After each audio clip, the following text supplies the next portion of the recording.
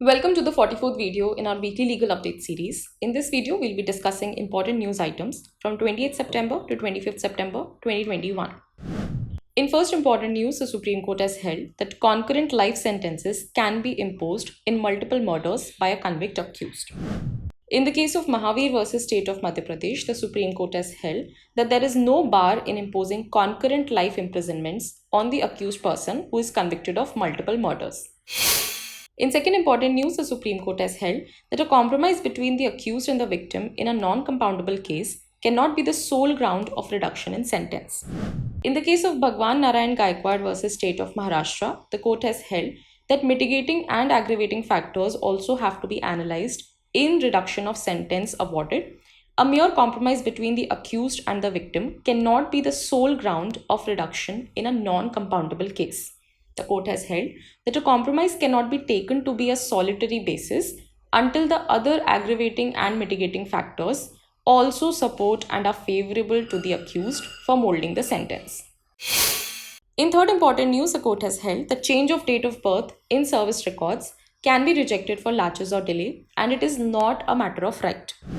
In the case of Karnataka Rural Infrastructure Development Limited versus TP Natarajan, the court has held that a change of date of birth on service records is not a matter of right and it may be rejected for laches or delay.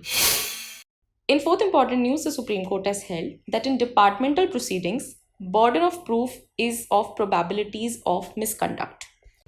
In the case of Union of India versus Dalbir Singh, the court has held that burden of proof in a departmental proceeding is not of beyond reasonable doubt, as is the principle in the criminal trial, but it is merely of probabilities of the misconduct. In fifth important news, the court has held that educational qualification is a valid ground for classification in matters of promotion. In the case of Chandan Banerjee versus Krishna Prasad Ghosh, court has held that educational qualification is a valid ground for classification between the same persons belonging to the same class in matters of promotion, and it is not violative of Article 14 and Article 16 of the Constitution. The court has held that generally speaking, educational qualification is a valid ground for classification and will not be violating Articles 14 and Article 16. It also held that persons drawn from different sources and integrated into a common class can be differentiated on grounds of educational qualification for the purpose of promotion, where this bears a nexus with the efficiency required in the promotional post.